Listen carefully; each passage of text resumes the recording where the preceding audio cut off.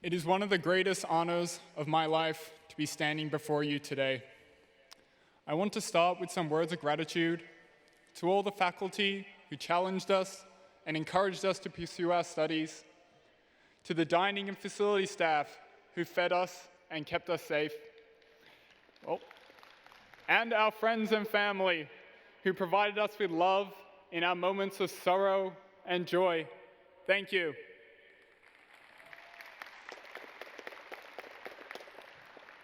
As a student of infectious disease, I have defined for myself a goal that I regard as worthy of all my energies.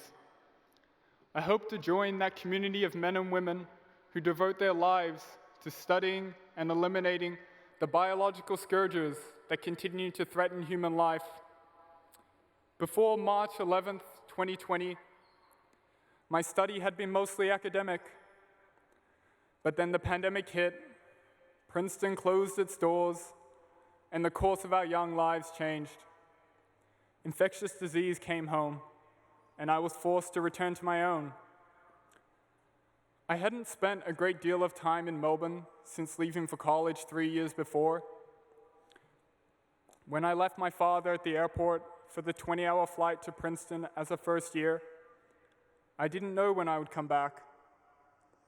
I was determined to carve out my own path and build the life that my father was denied, but had always wished for me. A life not constricted by financial struggle or the limitations of an unfinished education. The freedom he himself did not have. In the middle of my efforts to secure this new life, I was thrown back into my childhood bedroom, where I thought I would never sleep in again. All of a sudden, I was alone, and like all of you, I suppose, staring at screens and seeing the fracturing of the life we had been working so hard to build. Yet, in the midst of this grief, I had moments of unexpected happiness. I got to sit down and have dinner with my father once again. It may not seem like much, but it was a joy to be with him. It was just me and him, like it had been for so many years. We talked about his work, my studies, and the latest Netflix release. Growing up, our shared meals had always been a way for us to connect across the divide that his long work hours and my ambition created. And now, I had returned home, and I was my father's son again. I never expected to have these moments with him. I don't know when I will have them with him next. For a brief moment, though, in the remarkably ordinary act of sharing a daily meal, my father and I bridged the gap that my years abroad had created. This pandemic has affected us all in different ways. We have felt alone, we have felt uncertain, we have felt loss and utter loss. Our moments of loneliness, grief, and even private joys ought to be recognized, for they can and should move us. Whether we know it or not, we shared in this aloneness together.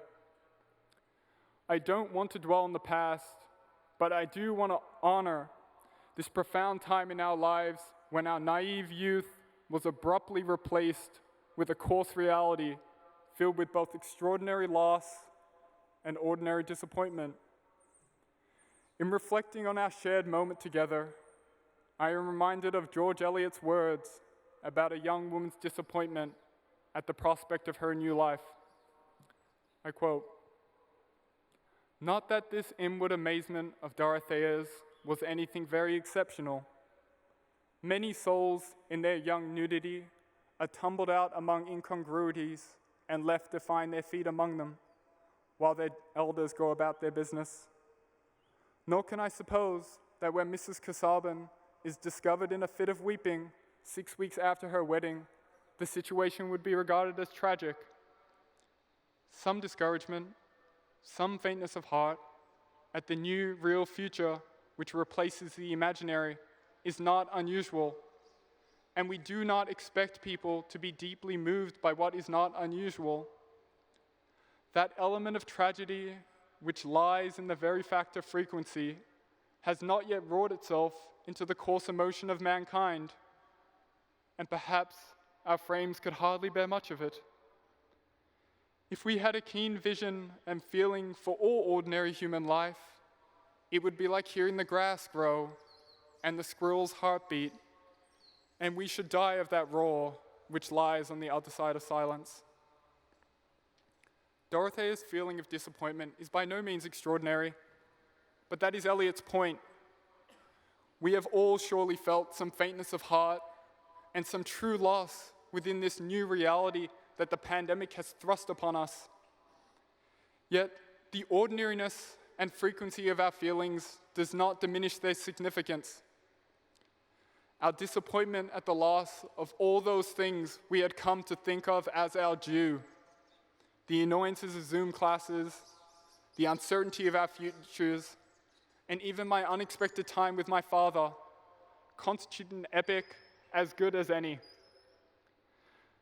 My wish for all of us, as we move forward with our lives, beyond Fitz-Randolph Gate and beyond this terrible pandemic, is to find within us a keener sense of sympathy, a sympathy that not only turns towards grand historical feats and game-changing research, but stretches forth to the ordinary acts and feelings of individuals that too often go unremembered and unnoticed. A sympathy of feeling for ordinary human life, as George Eliot sought to capture in her words. I know we are capable of this sympathy. I know it. I felt it in the food that my father cooked for me as I was struggling with feelings of having lost a portion of my youth. I have felt it and seen it in so many of you, in your efforts to care for the health of your family, your friends, and even people who you may never see again. I've seen it in my professors who acknowledge our challenges and attempt to recreate that intellectual community we had lost. I know there is pressure to do grand things. I feel it too. I don't think I would be here otherwise.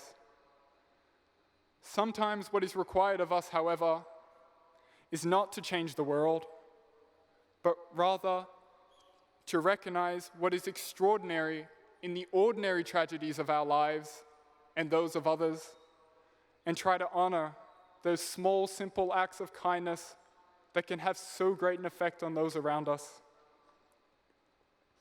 As we find our feet in this new chapter in our lives, I hope that we can develop the courage to hear the roar which lies on the other side of silence and live faithfully with sympathy in our hearts. And so, with wandering steps and slow, we embark on our lives beyond Princeton, at once alone and together in the common joy, loss, and sorrow that we shared here. Thank you, and congratulations to the great class of 2021.